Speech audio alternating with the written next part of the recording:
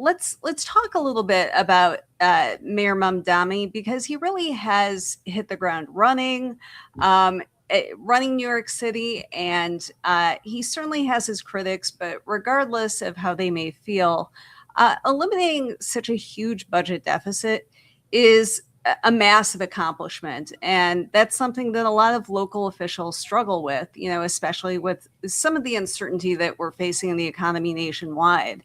So, can you talk about how this process went down and how he was able to do that? Yeah, absolutely. So, as you alluded to, he just, announced that he closed a $12 billion budget that he inherited from Eric Adams. And his strategy there was by taxing the rich, which of course is sometimes at odds with the establishment in our own state. But he's been able to do that, and he plans to continue to tax the rich to fund childcare programs, housing, healthcare, et cetera, here in the state. It's been an absolute sprint, right? Because he's been able to do this in just the 6 months that he's been in office. He also plans to fund city-run grocery stores, the first of which launched just this week. So he obviously had very ambitious plans on the campaign trail. Seemed like rhetoric at the time, but now it's delivery, right? We're in the results phase. And to come right out of the gate, clearing a $12 billion budget deficit, I think speaks for itself. Speaks for itself. Yeah. So his solution was to tax the rich. Obviously, billionaires are not big fans of that. And you're seeing a huge backlash to a ballot initiative in California that would impose a wealth tax. What's been the response in New York, and how has the mayor responded to that criticism?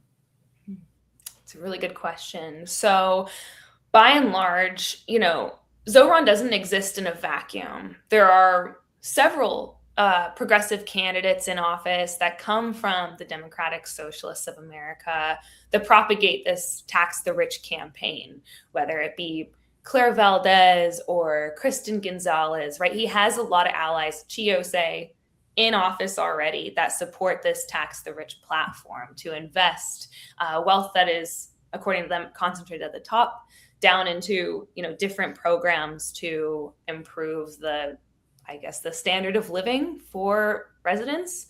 However, right, of course, there's Hochul, there's the ultra wealthy, there's the establishment here. There are the power brokers that hold that wealth here in the state, and the general fear, right, that their wealth is going to be taken away is palpable. There's a fear that the wealthy are going to flee the state, and with them, jobs and opportunities will also flee, right? Because they're ultimately the ones who own capital, who own employers or are employers. And so that tension is very present. However, Zoran wants to meet them where they are. We see him working with venture capitalists. We see him working with figures like, the Bloombergs of the state. And so he's really trying to collaborate with them and try to, quell some of their fears and anxieties that, we can achieve a lot together, right? We can meet the needs of New Yorkers, and that ultimately improves everyone, and it improves our state and improves our economy. So he's really trying to make the case for that, as well as his peers and allies in office.